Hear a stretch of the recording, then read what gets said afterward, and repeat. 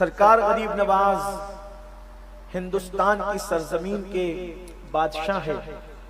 ये मैं और आप नहीं कहते, बल्कि एक अंग्रेज जब उसने हिंदुस्तान की विजिट की, हिंदुस्तान का दौरा किया, तो उसने अपनी डायरी में इस बात को लिखा और बरमला कहा कि मैंने एक फकीर को अपनी कब्र में लेटे हुए पूरे हिंदुस्तान पर हुकूमत करते देखा है। अंग्रेज को ये बात समझ में आई, बाज मौलवियों को अब तक ये बात समझ में नहीं आती, लेकिन उसने कहा कि मैंने एक फकीर को अपनी कब्र में लेटे हुए पूरे मुल्क पर, भारत पर हुकूमत करते देखा है। और वो फकीर लोगों की चौखट का फकीर नहीं है, वो फकीर लोगों के दरवाजे का फकीर नहीं है, बल्कि वो फकीर मोहम्मदुर रसूलुल्लाह का फकीर है। उसकी फां में फाके की जलवागरी है, उसकी काफ में कनाअत की रानाइयां है, उसकी या में यादे इलाही के जलवे हैं, और उसकी रा में रब से रिश्ते मोहब्बत बेवस्त है। लोग फकीर समझते हैं मांगने वाले को।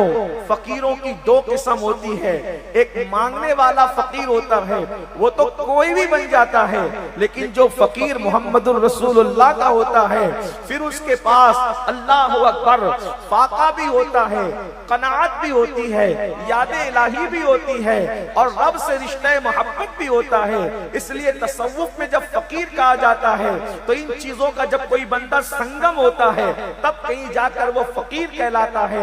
हैरत की बात ये है, अल्लाह अकबर, एक बुजुर्ग अपनी कब्र में आराम करते हुए पूरे मुल्क पर हुकूमत कर रहे हैं। अगर उस अंग्रेज की बात अल्लाह अकबर ये मानी जाए, बल्कि मानी ही जाए, तो फिर मैं आपसे कहना चाहता हूँ, हक ये है, बल्कि हक की शान ये है जो सर चढ़ करके बोलता है।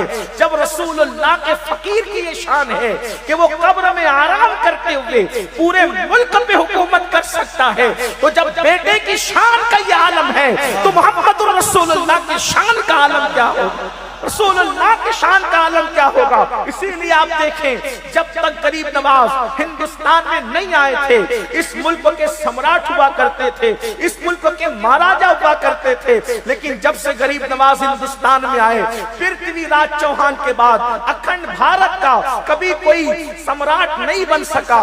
उसकी वजह यह है कि पृथ्वीराज गया, उसके बाद मुसलमानों की हुकूमत थी, कभी गौरी आया, अल्लाह अकबर, कभी गौरियों की हुकूमत रही, कभी मुगलों की हुकूमत रही, कभी जो है वो आदिल शाही हुकूमत एक इलाके में रही, हुकूमतें अलग अलग रही। लेकिन जिस वक्त मुगलों का आखिरी बादशाह बहादुर शाह जफर गया, उसके बाद फिर अंग्रेज इस हिंदुस्तान में आ गए, और अंग्रेज गए तो मुल्क का बंटवारा हो गया। लेकिन आप देख रहे हैं कि गरीब नवाज की आमद के बाद फिर कोई कलमे का इनकार करने वाला भारत का सम्राट क्यों नहीं बन सका। उसकी वजह यह है कि एक मुल्क में दो सम्राट कभी जमा नहीं होते। मोहम्मद रसूलुल्लाह ने गरीब नवाज को हिंदुस्तान का सम्राट और राजा बना करके भेजा। इसलिए जब से वो आए हैं, उन्हीं की हुकूमत चल रही है, और उनके गुलाम तख्त पर बैठते रहे। और हम लोगों से कहते हैं, हुकूमत